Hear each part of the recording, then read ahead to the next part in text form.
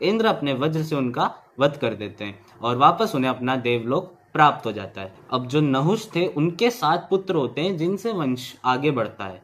तो यति, ययाति, सयाति, उद्धव, पाची, शयाति और मेघ जाति।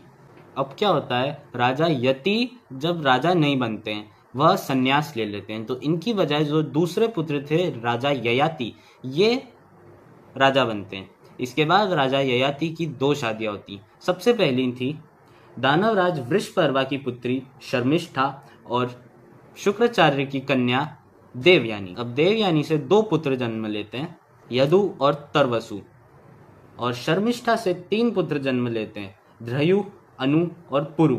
अब क्या होता है, जो राजा ययाति थे ना, ये बीच में ही अपने यौवन में वृद्धावस्था को पा लेते हैं, मतलब बीच में बुढ़े हो जाते हैं। तो राजा ययाति अपने 5 पुत्रों को बुलाते हैं और उनसे कहते हैं कि मैं वापस अपने यौवन में जाना चाहता हूँ और विश्व सुंदरियों के साथ विहार करना चाहता हूँ। ययाति बताते हैं कि महर्षि शुक्राचार्य के श्राप की वजह से उनका यौवन खत्म हुआ। इसका समाधान वह बताते हैं कि तुम 5 में से कोई भी एक अपना यौवन मुझे दे दो और मेरा बुढ़ापा तुम रख लो। अब क्या होता है, 5 में से 4 पुत्र मना कर देते हैं और मना करने पर राजा ययाति उनको श्राप देके उनके राज्य से भगा देते हैं। अब अंत में बचते हैं राजा पुरु, मतलब वह क्या करते हैं, राजा पुरु उनकी जो इच्छा थी उसको ग्रहण कर लेते हैं, मतलब स्वीकार कर लेते हैं और अपना यौवन उन्हें दे देते हैं। अब क्या होता है कि राजा ययाति 1000 वर्षों तक भी स्त्रियों के साथ घूमते हैं लेकिन उनको कोई भी इच्छा तृप्त नहीं कर पाती।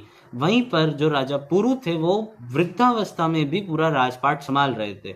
तो अंत में क्या होता है, राजा ययाति वापस पुरु के पास आते हैं और उन्हें अपना वापस जो उनका खुद का यौवन था वो सौंप देते हैं, अपनी वृद्धावस्था वापस ले लेते हैं और तपस्या करने चले जाते हैं उनका राज्याभिषेक करके।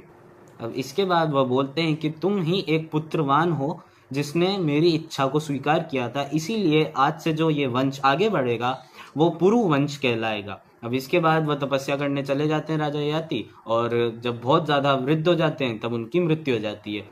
इसके बाद जो ऋषि सूत जी थे जो कि ये सब सुना रहे हैं, वह कहते हैं कि जो पुरु वंश था उसी के अंतर्गत भरत वंश भी, जिनके पहले राजा भारत बने थे, और यहाँ पर चंद्रवंश का ययाति रूप खत्म होता है। तो राधे राधे मित्रों, अगले वीडियो में जल्द मिलेंगे।